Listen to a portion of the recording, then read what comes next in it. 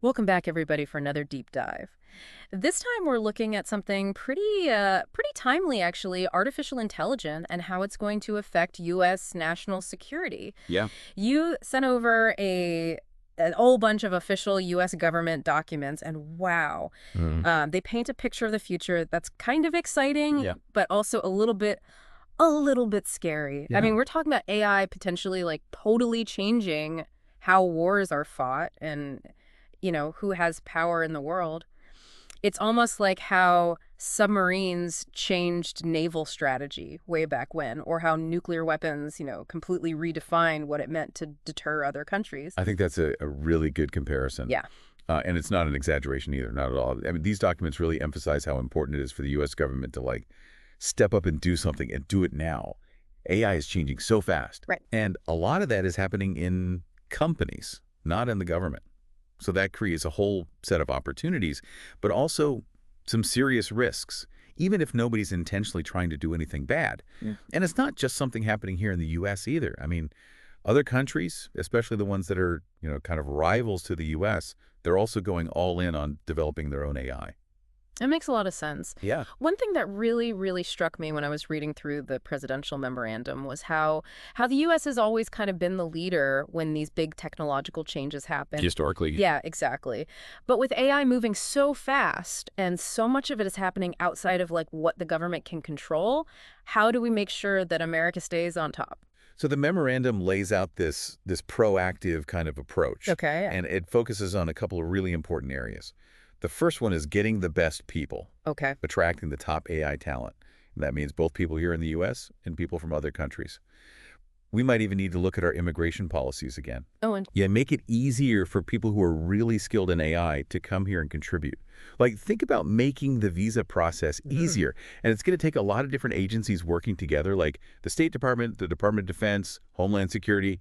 They all have to be on the same page. So basically, like, make it so the best minds want to come here to where all the cool stuff is happening. Exactly. But it's not just about people, right? I'm seeing a lot of emphasis in these documents on like spending a ton of money on infrastructure.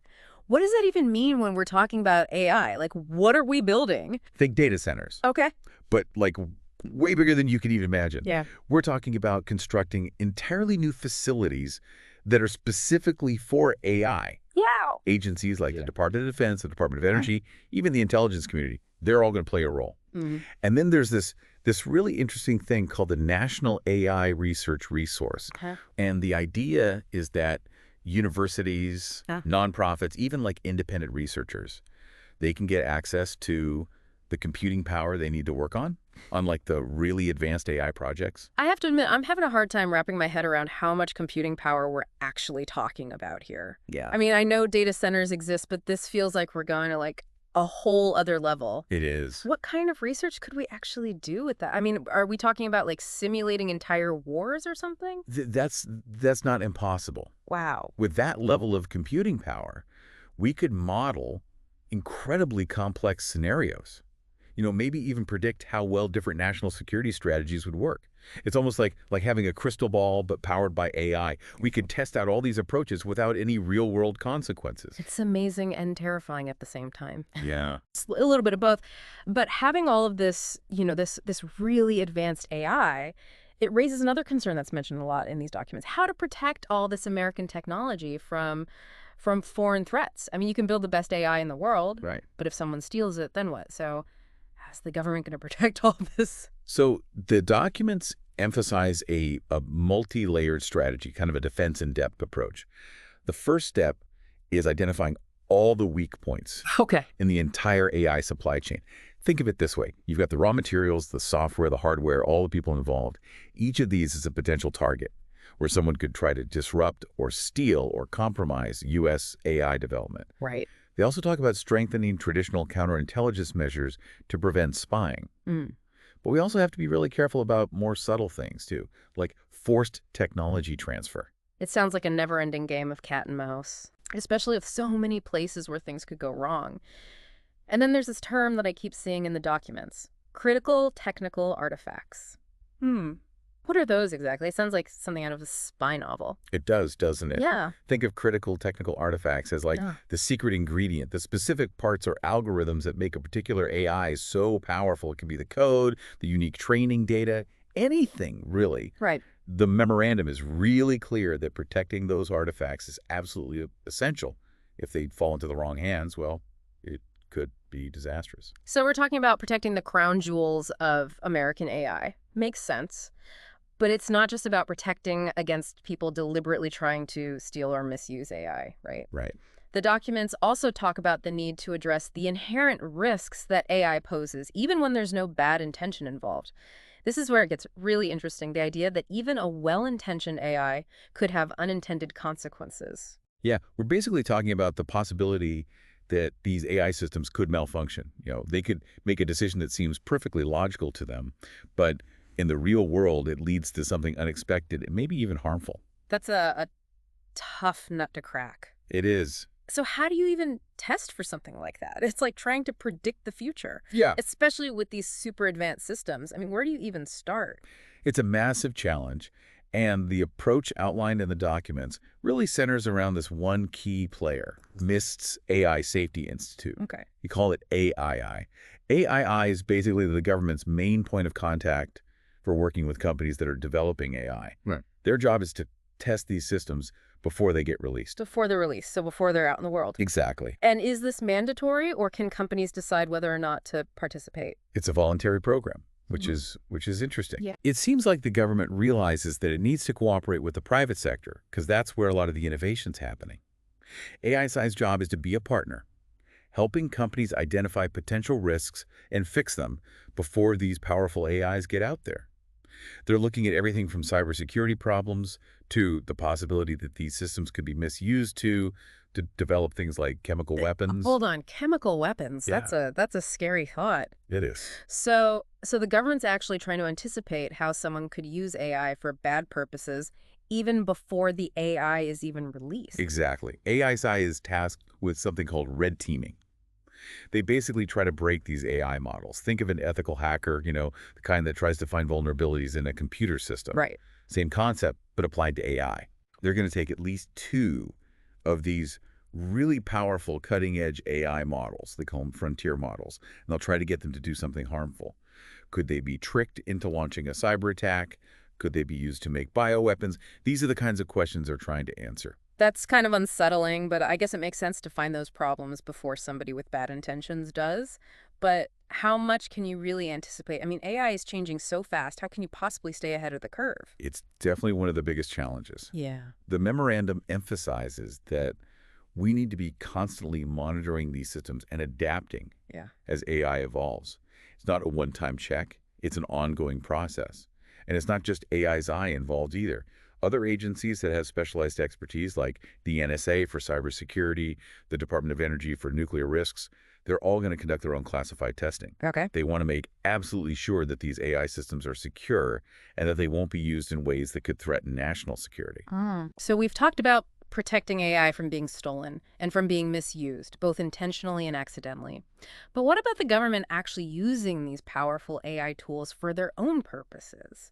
What kind of advantages can they get? And what does the government need to change internally to really take advantage of AI? Those are excellent questions. And the memorandum really dives into how the government needs to adapt if they want to effectively use AI. Yeah. We're talking about big changes in how they do things, everything from how they hire people to how they work with private companies. So basically, a total government makeover for the age of AI. That sounds pretty massive. What are some of the most important changes they're suggesting? And what about the ethical considerations? Like, what happens when AI starts making life or death decisions, especially in the military? That's a really important point, and the document is very clear on this. Yeah. Human oversight and accountability are absolutely critical. We don't want to replace human decision-making. Right. We want to augment it with AI. It's more like giving our experts really powerful new tools. But there always has to be a human in the loop, especially when it comes to critical judgments. So no Skynet scenarios where the AI takes over and starts making its own decisions. No, definitely not the goal here. They're focusing on having clear policies and procedures for using AI. They're addressing concerns about data privacy and algorithmic bias. And again, they're really emphasizing that humans need to be in charge, especially when it comes to making those tough calls. The document also mentions an AI framework that they're developing. It'll be like a guide for how to use AI responsibly in national security. Okay. It builds on existing guidance from the Office of Management and Budget and will be publicly available as much as possible. So clear guidelines and human oversight are really important. But this isn't just a US-centric issue, right? AI is happening all over the world. Other countries might have very different ideas about how AI should be used, and that could create some serious problems for the US. Absolutely. So how does that all play out? The memorandum also highlights that international cooperation is going to be essential. The U.S. government knows that it can't just dictate how AI is developed and used around the world. Right. They have to work with other countries, even the ones with different values or political systems, to find common ground and establish some kind of norms and standards that everyone can agree on. That sounds incredibly difficult, especially given the state of the world today. But isn't that kind of cooperation necessary for something as potentially world-changing as AI? I mean, it's kind of like climate change or pandemics. No single country can solve these problems on its own. That's a great analogy. Yeah. It really shows how big of a challenge this is. Right. The U.S. is trying to shape those international norms and standards for AI, working with its allies and partners to promote responsible development and use. But as we look more closely at these documents, we're going to see that navigating this really complex geopolitical landscape is going to be, well, it's going to be really tricky. I can imagine. Well, we're going to take a quick break, and then we'll be right back to delve deeper into how the U.S. plans to work with other countries in this whole new world of AI. You're absolutely right about needing global cooperation. Yeah. It really is like we're all standing at the edge of this unknown territory, Right. And the choices we make now, together, they're going to shape the future of AI and how it affects the whole world. So let's dig into that global landscape a little bit more. The documents you send over talk about the U.S. trying to shape the international norms and standards for AI. But how are they going to do that? It's not like the U.S. can just tell other countries what to do, especially when some of them might see AI as a way to challenge U.S. power or advance their own interests, maybe even at the expense of the U.S. Yeah, it's a complex strategy, and Yeah. diplomacy is a big part of it. The State Department is supposed to come up with a plan to promote U.S. values and interests when it comes to AI around the world. Yeah. It's almost like a high-stakes chess game with all these different countries competing for influence and technological dominance. Okay, diplomacy is key, but what about countries that just aren't going to listen to the U.S.? Or maybe they even see AI as a way to weaken the U.S. Right. How do you deal with that? The documents acknowledge that competition is going to happen, and they say that the U.S. needs to maintain its technological edge. But we also have to work to prevent AI from being used for harmful purposes. It's a tough balancing act. So it's like a carrot and stick approach, Yeah. cooperation and collaboration when you can get it, but also maybe being ready to push back against anyone who uses AI in a way that threatens, the U.S. or even global stability. Exactly. The U.S. is looking at all kinds of tools, everything from economic incentives to maybe even sanctions to try and encourage responsible AI development and use.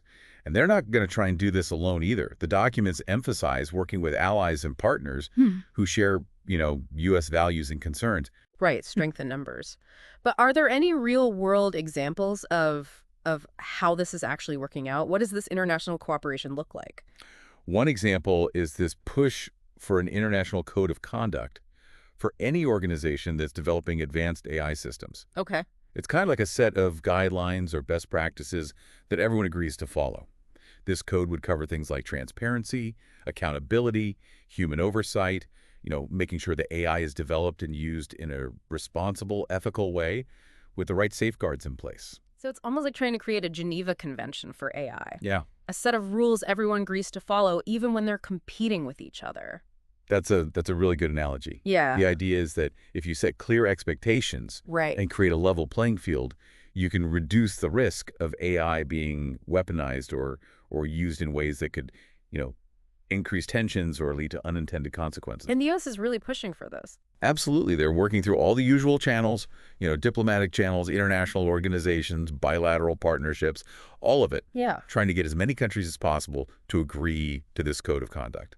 It's recognizing that the challenges from AI, they go beyond national Yes. borders, and it's going to take a truly global response to address them. Okay, but let's be honest, not every country is going to be thrilled about this U.S.-led vision for AI governance. Right. Some countries might see it as a way to limit their own AI development, Mm-hmm. or even as a form of, technological imperialism, where the U.S. is trying to control everything. Right. How does the U.S. plan to address those concerns and bring those countries on board? It's definitely a valid concern. Yeah. And the documents do say that building this consensus is going to be, it's going to be difficult. Uh-huh. There will be countries that see AI as a way to compete. They'll want to use it to get ahead, even if it means others fall behind.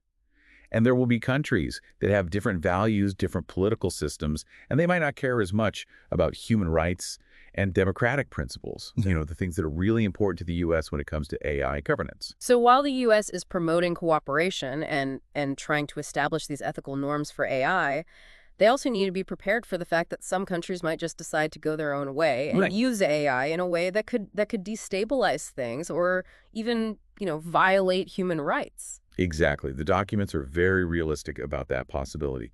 They call for a two-track approach, Mm. engage in diplomacy, and build partnerships, but at the same time, develop the capabilities to deter and, if necessary, respond to the misuse of AI by adversaries. It sounds like walking a tightrope. It is. On one hand, you've got promoting global cooperation and ethical norms, and on the other hand, you're preparing for a potential AI arms race where everyone is trying to build the most powerful AI systems they can. That's a really good way to put it. Yeah. The stakes are incredibly high, and the decisions that are made the next few years, they're going to have huge implications for global security and the balance of power. It's a completely new kind of geopolitical game, and the rules are still being written. It's fascinating and also a little bit overwhelming. Yeah. So how is the U.S. going to compete in this AI race? What are they actually doing to make sure that they stay ahead technologically while also shaping, the global AI landscape in a way that fits with their interests and values? Well, the documents outline a number of key initiatives. The most important one is continuing to invest in research and development for AI. That means funding basic research, supporting the development of new technologies, and encouraging collaboration between the government, universities, and private companies. So basically, throw a lot of resources at it and hope for the best. It's more strategic than that. They're not just throwing money around. They're investing in areas that are critical to national security and to staying on top when it comes to AI. For Right. example, they're prioritizing research in things like explainable AI, which is Mm. focused on making AI systems more transparent and understandable, Okay. and AI safety and security to develop safeguards against misuse. Okay, so it's not just about building more powerful AI. Right. It's also about making sure that AI is developed and used in a responsible and ethical way. What else are they doing? Another really important initiative is strengthening alliances and partnerships with countries that share U.S. values and interests when it comes to AI. Okay. This means sharing research, collaborating on international standards and norms, and coordinating efforts to counter the misuse of AI by, bad actors. Right, back to that strength in numbers idea. Exactly. But what about the countries that aren't aligned with U.S. interests? How do you handle those who might see AI as a threat or a way to challenge U.S. dominance? That's where it gets really interesting. The documents acknowledge that competition is going to happen, and they say that the U.S. needs to maintain a strong military and be ready to respond to any threats from AI being misused. So the carrot and the stick. Yeah. Cooperation, if possible, but also a willingness to use force if necessary. Basically, yes. Yeah. The U.S. is trying to find that balance between promoting responsible AI development and being prepared to defend its interests and values if they're threatened. Okay, so this is all starting to make sense. The U.S. is pursuing this multi-pronged strategy: diplomacy, cooperation, competition, and deterrence. Right. But there's another aspect of this that we haven't really talked about yet. The ethical and societal implications of AI. This isn't just about algorithms and data centers, it's about the future of humanity, and that can feel pretty overwhelming. Where do we even begin to address those big questions? Yeah, it's easy to get lost in all the technical stuff and the geopolitical maneuvering. But at the end of the day, this is about how AI is going to change the world, our societies, even how we think about what it means to be human. And that's where things get really interesting, maybe even a little scary. It is important to think about the bigger picture how AI is going to affect society. And the documents we've been looking at, they do touch on this. They talk about how important democratic values are, human rights, making sure that AI is used to benefit everyone, not just a select few, but actually putting those principles into practice. Well, that's a huge challenge. So how do we even start to deal with those ethical and societal questions? It's like we're on the verge of this technological revolution and we haven't even figured out the rules yet. Transparency is a good place to start, I think. Okay. The more we understand how these AI systems work, the better we'll be able to identify and mitigate potential risks. Hmm. Imagine if the algorithms and the data sets that are used to train AI, imagine if those were open for anyone to look at. Hmm. Researchers, ethicists, even everyday people could see how these systems are making decisions. And that could lead to more accountability, more trust. That makes sense, but wouldn't more transparency also make those systems more vulnerable? Hmm. It's like giving away the blueprints to your most sensitive technology, Well, right? that's a legitimate concern. Yeah. And it is a balancing act. We're always going to need to protect sensitive information Right. and make sure that these systems are safe from attacks. But the goal is to find a way to balance security and accountability so we can have confidence that these incredibly powerful technologies are being used responsibly. Okay, transparency and accountability are important, but what about the bigger picture? Like, what happens to society? AI could automate entire industries, and that could have huge impacts on jobs and the economy. And what about the possibility of AI being used for surveillance? Or even to control people? It feels like we're living in a science fiction movie, but it's really happening. It is, and we need to be both optimistic and cautious. Okay. AI has the potential to revolutionize healthcare, to Yeah. accelerate scientific discoveries, maybe even help us solve climate change. Yeah. But it also could be used to increase inequality, Right. to erode privacy, or even, yeah, to undermine democracy. So it's not just AI equals good or AI equals bad. It really depends on the choices we make, the values we focus on, and the safeguards we put in place. Exactly. The future of AI isn't set in stone. It's being shaped right now by governments, by Right. companies, by individuals like you and me. And that's why it's so important to have these conversations, to really engage with these issues, and to demand that our leaders are responsible and think ahead when it comes to developing and using AI. It's like we're all in this really powerful car, and we have to figure out how to drive it safely before we drive off a cliff. That's a great way to put it. It really captures how urgent this is. The choices we make about AI today are going to have consequences for a long time, not just for us, but for future generations. Well, this has given us a lot to think about. As we wrap up this deep dive, is there one key takeaway you want to leave our listeners with? The development of AI is one of the most significant events in human history. It has the power to completely change our world in both good and bad ways. The choices we make now will decide which path we take. Stay informed, stay engaged, and demand that AI is developed and used in a way that benefits all of humanity. That's a really powerful message. It's a good reminder that we all have a role to play in shaping the future of AI. Thank you for joining us on this deep dive. And to our listeners, keep learning, keep asking questions, and keep talking about these issues. The future is in our hands.